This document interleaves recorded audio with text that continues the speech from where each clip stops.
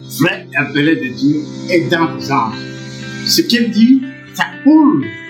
Et ce qu'il va se plaire et se net, et ce qu'il va être facilement acceptable, démontrable, et on n'a pas parlé de confusion, on n'a pas parlé de concurrence entre spiritualité et science, sagesse, c'est tout ce que vous voulez. L'appel de Dieu n'a rien à voir avec certaines formes d'appel dans le cadre de ministère, où la personne, après avoir refusé pendant très longtemps, est presque un peu débile, accepte contre sa volonté, et puis la personne adore la saleté, ce qui est parfois le contraire. En tout cas, dans la femme, c'est le contraire de l'appel de Dieu. Alors, vous pouvez vous dire à ces personnes-là qui fuient carrément de servir Dieu parce qu'ils ont peur du rejet familial, du candidaton, des rejets et qui subissent des échecs à répétition dans leur vie. Lorsque tu es appelé, tu es encore débutant, on t'amène chez un expert qui voit en toi la lumière de la nature, de l'enseignement de Dieu, peu importe, mais la personne voit en toi l'éclosion de certaines doctrines. Et la personne peut constater que ton niveau est supérieur au sien. C'est même là le vrai problème. Et là, la personne se fait payer pour te bloquer la religion. Elle te bloque avec rage à telle enseigne que dans certains cas, tu n'as pas la nostalgie. Quand j'étais enfant, je voyais, et puis l'enfant, on a dit c'est un mauvais enfant.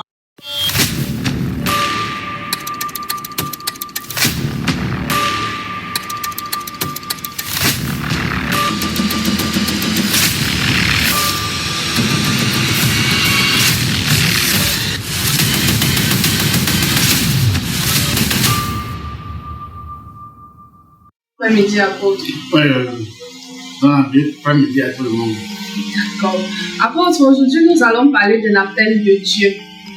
Nous constatons que plusieurs humains, les humains en général, entendent plusieurs voix. Et ça crée chez certains une grande confusion. Comment distinguer la voix de Dieu des autres voix? Oui, il y a une distinction nette. Quand c'est l'appel qui vient de Dieu, il y a toujours ce pourquoi il appelle. Quand il a appelé Moïse, il a entendu. Et parfois l'intonation peut être telle que cela peut un peu être dit. Mais dans l'ensemble, avec Dieu, c'est répétitif, c'est précis et c'est doux. Alors qu'il y a aussi d'autres formes d'appel. Peut-être la voix de certains ancêtres, la voix de certains esprits de la nature, mais là avec beaucoup de contraintes, beaucoup de manque de précision. Donc il y a le fait que l'appel de Dieu est aussi répétitif, mais ça comporte toujours la définition de ce pourquoi il vous appelle. Merci. Dans ce cas, que faire pour mieux capter l'instant de cet appel de Dieu et fondre dans l'acceptation? Oui, effectivement, de nos jours et même de tout le temps, il y a toujours des confusions. Mais je me rappelle très bien que lorsque Dieu appelle quelqu'un, il présente à la personne plusieurs tableaux. Je me rappelle même qu'avant mon appel, Dieu avait déjà projeté l'avenir, comment je donnais des conseils, comment je donnais des conférences. Et à ce moment-là, je n'étais qu'à l'école primaire, mais il me faisait déjà des projections sur ce que j'aurais à faire peut-être 20 ou 30 ans plus tard. Mais nous pouvons aussi dire que quand c'est la palle d'un aïeul ou d'un génie, il y a tellement de désordre que si la personne refuse l'appel, il y a de fortes chances qu'elle devienne folle. Wow. Nous constatons aussi que dans la vie des hommes ou femmes de Dieu, avant l'appel, leur vie n'a rien d'appréciable par tous. Comment expliquer cela? Non, on ne pourra pas le dire d'emblée. Parce qu'en réalité, Dieu aime l'harmonie, Dieu aime le beau. il prépare toujours l'âme, l'esprit et le corps de la personne que tu vas appeler. Et l'appel de Dieu n'a rien à voir avec certaines formes d'appel. Dans le cas de mon ici, où la personne, après avoir refusé pendant très longtemps, est presque un peu débile, accepte contre sa volonté, et puis la personne adore la saleté, ce qui est parfois le contraire. En tout cas, dans la femme, c'est le contraire de l'appel de Dieu. C'est-à-dire, l'appel de Dieu répond à l'amour, répond à l'harmonie, répond à la précision de ce qu'on doit faire. Donc, il y a l'appel venant de Junior qui adore les saletés.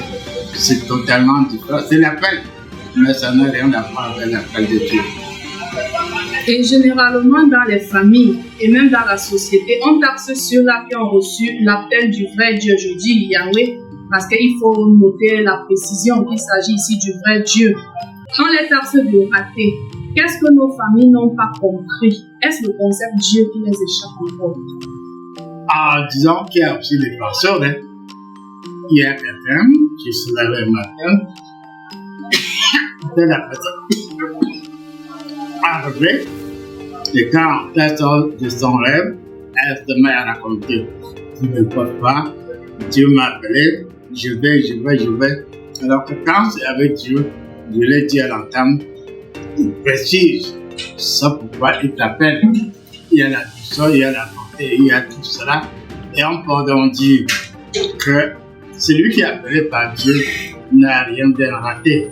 Sauf que très souvent, il y a un point commun.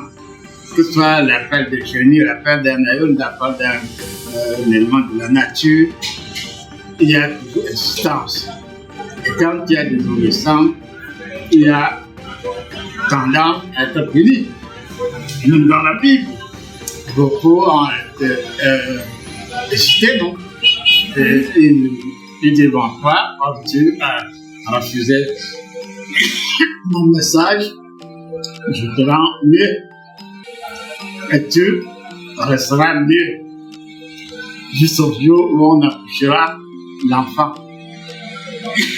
Tu le verras, je vais te délier la langue. Mais, sauf que quand c'est Dieu, tu châties un peu celui qui a glorifié, c'est pas quand même dans la saleté, c'est dans l'ordre. Il dit avec précision, comme tu as eu à t'entêter, tu ne verras que lorsque il donne toujours une échéance. Alors que dans l'autre cas, dans le système de ministère, ici en maintenant, tu vas faire ainsi. Si tu ne fais pas ainsi, alors on peut te rendre fou. Alors, je vais prendre un exemple sur moi. Quand en 1979, je suis sur le point de sortir de l'école de formation, j'ai senti que c'était à moi, que c'était déjà le moment où je devais déjà travailler. J'ai souhaité que de m'encadrer et de permettre que j'arrive sur le terrain avant d'accepter de finir à faire ce que j'ai à faire avec lui. Donc avec Dieu, on peut avoir un rapport. Et mon Dieu, je suis au courant de ton appel, laisse que je finisse l'école. Et quand j'ai fini l'école, je me mets au travail. Et dès que j'ai fini l'école, j'ai commencé à travailler. Le jour, j'étais fonctionnaire. Après 17h30, puisqu'on sortait à 17h30, j'étais homme de Dieu et je faisais ce que j'avais à faire. Mais au moment de telle enseigne que quand je suis au bureau, je suis au bureau. Quand j'ai fini avec le bureau, je deviens homme de Dieu, serviteur. C'était des personnes totalement différentes. Dans ces nuances, c'est pour que les autres puissent comprendre. Puisque quand parfois il y a des signes, au lieu d'interpréter les signes, au lieu de comprendre les signes, on se met à railler la personne qui est en bas de recevoir l'appel. Et parfois, on se moque de la personne à tel point qu'elle finit par devenir soudaine. qu'elle va finir par devenir autre chose. Parce qu'elle n'a plus une assurance en elle. C'est beau, apôtre, de savoir qu'on peut négocier avec Dieu et afin de trouver des compromis dans sa propre vie pour revenir plus tard au service. Alors, que pouvez-vous dire à ces personnes-là qui fuient carrément de servir Dieu parce qu'ils ont peur du rejet familial, du candidaton, des rejets et qui subissent des rejets à répétition dans leur vie? Effectivement, on peut dire dans un cas comme dans l'autre, s'il s'agit des menuisiers de la voie traditionnelle ou de la nature, tant que tu t'entêtes, tu risques de finir dans la déchéance. Je ne le souhaite pas pour beaucoup. Et c'est mieux de s'autodéterminer par rapport à soi et par rapport à sa relation avec la nature, relation avec l'ancêtre, relation avec Dieu. Puisque l'appel, je l'ai dit, peut être de plusieurs ordres. Mais il faut que la personne appelée puisse être encadrée. Et que la personne appelée évite les confusions. Mais elle doit être surtout soutenue. Parce que la famille joue aussi un rôle formidable. Il y a aussi en fait un détail que j'ai failli oublier. Et pourtant, ce détail doit aider beaucoup d'enfants appelés, d'adultes appelés. On savoir, lorsque tu es appelé, tu es encore débutant, on t'amène chez un expert qui voit en toi la lumière de la nature, de l'ancêtre ou de Dieu, peu importe. Mais la personne voit en toi l'éclosion de certains dons futurs. Et la personne peut constater que ton niveau est supérieur au sien. C'est même là le vrai problème. Et là, la personne se fait payer pour te bloquer l'œil, la religion. Elle te bloque avec rage à telle enseigne que dans certains cas, tu n'as que la nostalgie. Quand j'étais enfant, je voyais, et puis l'enfant, on a dit c'est un mauvais enfant. On t'a amené quelque part, le concurrent, le jaloux, te bloque avec appétit et on manque à 80% des probables appelés sont dans cette situation où on les a bloqués. Je dis bien avec rage, à telle enseigne que mention dans l'orientation pour le recadrement, tu as peur. Parce que déjà, on ne te donne même pas l'occasion de te saisir. C'est ça qui est vraiment dommage. Et on se retrouve donc dans le marché, il faut dire beaucoup des choses intéressantes, puisque je suis passé par là. Quand on te bloque d'or, tu as peur de revenir même vers ton appel.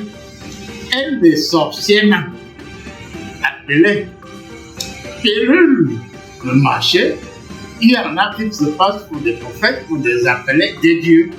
Et là, on parle de faux prophètes, ils sont très à l'aise, parce qu'ils n'ont pas pitié quand ils vont mettre la clé 14 à quelqu'un pour réclamer des forces de sang. Ces gens sont comme s'ils avaient du sang à l'œil. C'est ça qui est bon. C'est-à-dire que les meilleurs ont été bloqués, écartés du circuit. Et dans le circuit, il ne subsiste donc de plus souvent plus de 80% que des sorciers qui continuent à vivre leur vraie nature, des sorciers qui se combattent, qui s'éliminent. Et on a quelques déchets sur le terrain. Parfois, il y a confusion. On ne sait plus qui est véritablement homme de Dieu, magicien, sorcier, magicien et autres. Et à ce moment, apôtre, j'ai une dernière question. À qui la faute? La faute est à la famille qui a mal encadré le sujet ou l'appelé, ou alors à l'enfant même qui n'a pas pu écouter sa boussole intérieure ou qui mettait une alarme stop danger. Le premier niveau, c'est la famille. Un vrai appelé, avant même, comme je le reprends souvent sur mon commentaire, avant même que l'appelé ne sorte du ventre de sa mère, il est déjà signalé à sa famille que ce sera un serviteur ou une servante de l'Éternel. Mais très souvent, ça se répète longtemps à l'avance, sauf que très souvent, comme je l'ai dit, Il y a des familles où ça ne dit rien à personne. Il y a des familles qui ont plus de peur, et ainsi de suite. Donc, ça dit qu'il faut de nos jours beaucoup travailler pour détecter à temps les futurs appelés et les encadrer véritablement. Je dis, si on fait une étude sérieuse, ceux qui sont supposés appeler, la plupart sont juste des rescapés.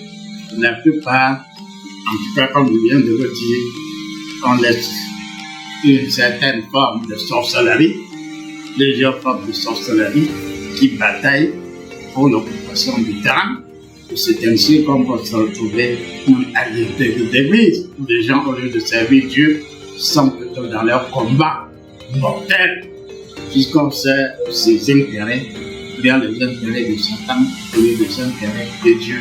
Par contre, il faut au niveau de la société, en commençant par la famille, qu'on lance un regard de ce Dieu que jusqu'à peu de contraire, avant qu'un appelé ne soit né, il y a déjà des signes.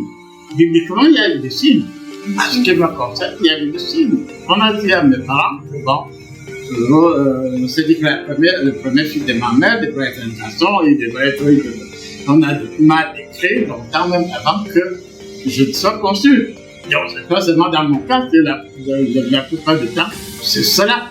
Sauf que, comme je l'ai dit, on n'a pas les concurrents, sans pitié, et puis on laisse sur le terrain quelques débrouillards qui sont là, qui s'en mêlent, et qui fait souvent rechercher c'est tellement Dieu, un vrai appelé de Dieu, et dans les anges. Ce qu'il dit, ça coule. Et ce qu'il va se plaire et se mettre, et ce qu'il va être facilement acceptable, démontrable, et on n'a pas à parler de confusion, on n'a pas parlé de concurrence entre spiritualité et science, sagesse et tout ce que vous voulez. La Bible parle de l'enfant prodige, cet enfant qui s'est égaré et qui revient plus tard vers son père.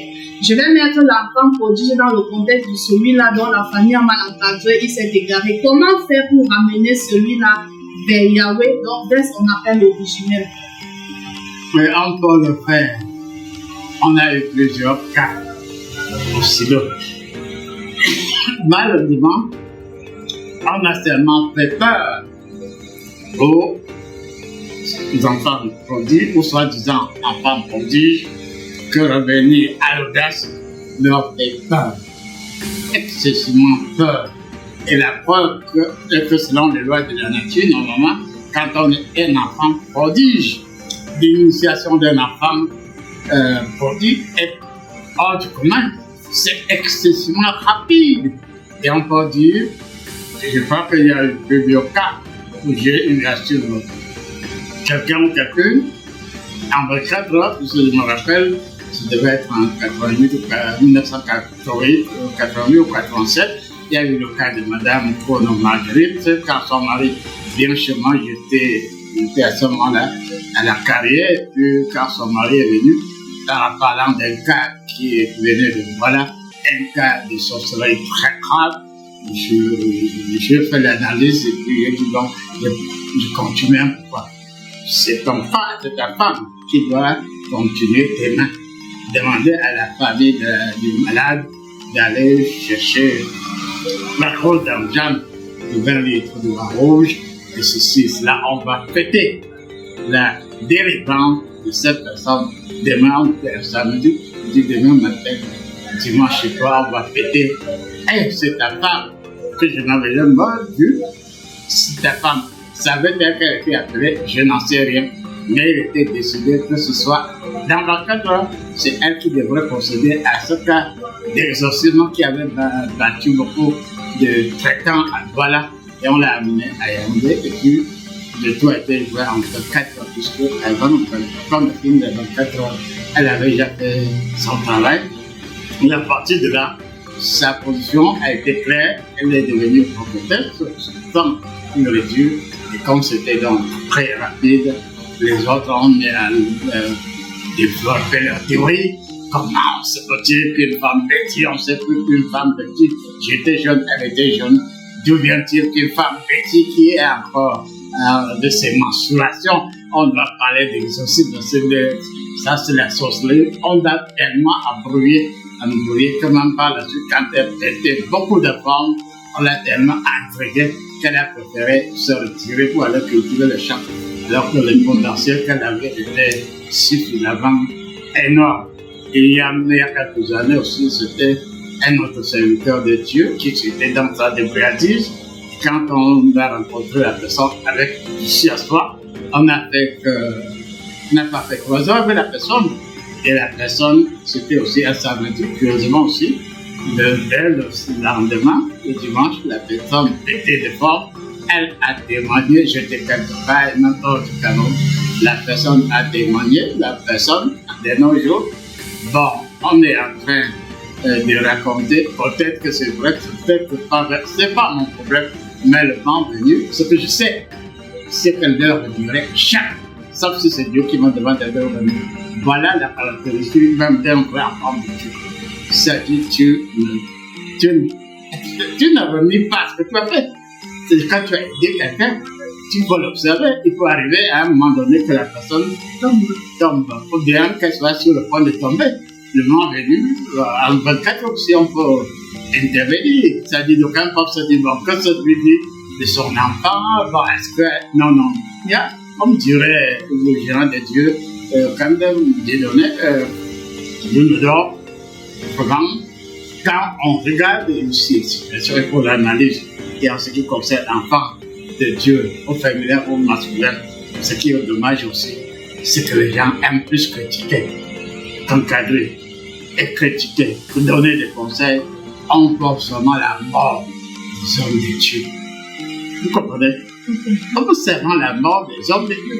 On peut dire, quelqu'un m'a dit, quand ma chaîne ne comportait pas divulgué, qu'est-ce qu'on a pas raconté, oui, tchala, il est bien, on ne vient plus chez lui, si c'est des milliers, même si c'est une seule personne, que tu donnes une solution à cette personne, ça dit qu'en réalité, comme dirait beaucoup de personnes, y compris les gens de Dieu, Dieu de leur camp, ça dit que les hommes de Dieu ont une passion à se combattre, alors que même les sorciers et les autres, ils s'entraident.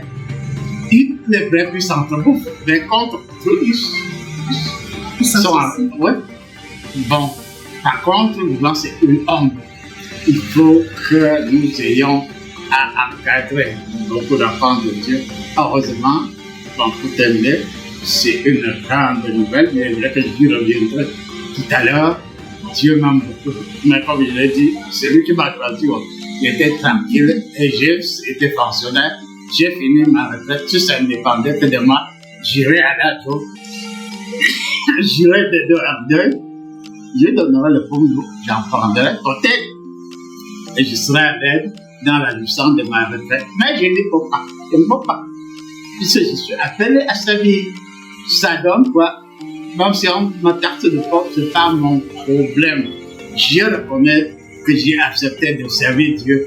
Et comme il a compris mon secret, jusqu'en 2000, c'est-à-dire vers l'an 2000, quand il m'a dit que bon, comme tu vois là, le sida est un certain musée qui se prête, qui va pas ce rôle dans la suite de cette chute, c'est désormais la parole de Dieu. J'ai mis à réfléchir en intellectuel. La parole de Dieu, est-ce que les gens qui viennent devant ma porte le matin, ils ne savent même pas si ces personnes ne m'ont même pas dit bonjour, et puis à ce donner ma vie à Dieu, ça m'avait tellement énervé que je perdais un peu le reflet de la bonne parole de Dieu. Pourtant, j'avais comme condition la parole de Dieu. Et Dieu ayant compris cela, il est revenu à la charge. Ça peut faire une semaine. Cette fois-là, d'abord, il dit, c'est plutôt un ange qui vient, qui me dit, je suis un ange, je suis un ange. Comme si tu es de la nôtre, tu es aussi un ange comme nous. Donc, désormais, tu t'as jeune, pourquoi tu t'es fatigué, pourquoi tu es... Laisse-nous travailler, nous, les anges. Et je me suis rappelé que lorsque j'écrivais de l'incertitude aussi pour de Dieu, ou bien les différents temps de révélation, j'ai travaillé avec des gens qui étaient à 7, un groupe de 7, et puis je me suis rappelé cela. Et ce qui est vraiment étonnant, surprenant, c'est que Dieu m'a dit, toi là, bien. Tu sais, tu te rappelles que lorsque tu as été désigné vieillard par modestie, tu as préféré laisser la 27e place à un des tiens et tu as préféré occuper la 26e place. Alors, assieds-toi, lève-toi et puis prends le commandement. Je te donne de toucher beaucoup de vieillards. Et m'a dit qu'il n'y a pas que de vieillards. Il a dit rien que pour vous, le Cameroun, nous mettons à ta disposition 126 vieillards et ils seront regroupés à 12. Dans le commandement, et puis à ce moment-là, j'ai compris que j'étais déjà autrement et que je ne pouvais pas faire autrement et j'accepte l'assumement de rôle et c'est même là le vrai rôle d'enfant de Dieu. C'est-à-dire Dieu ne te laisse pas le temps de réfléchir. Si Satan ne laisse pas le temps de réfléchir, c'est Dieu qui doit laisser le temps de réfléchir. Désormais, c'est comme ça. Et désormais, je ferai comme il m'a demandé. Et s'il me dit, ici, maintenant, quand même, ça doit être ceci ou cela, je ne lui laisserai pas le temps de réfléchir. Je fais d'elle ce que Dieu voudra que je fasse d'elle. Et ce sera formidable. Et à partir de là, on va voir que le monde est éclairé, illuminé. Et après, je comprends maintenant pourquoi Dieu n'a pas demandé ma volonté quand il m'a choisi. Il en est de même pour d'autres. On se dispute même pas. Je n'irai pas chercher Dieu. Moi, je réitère qu'il est ici. Je réitère qu'il ne l'ait pas cherché. N'ayant pas cherché, il doit faire sa volonté, un point. Il ne doit pas faire comme s'il était le plus fort que cette force-là vient de lui. Tout ce que je sais, c'est que ce que je sais ne vient pas de moi. Oui. Je reconnais que pendant les moments que j'appelle les appels, c'est là que je dis des choses intéressantes et dans la virgule de la pensée positive, je déploie désormais beaucoup d'énergie parce que nous allons coloniser la connaissance. Parce que si nous disons la science, on va avoir attrapé la grippe. Donc, on va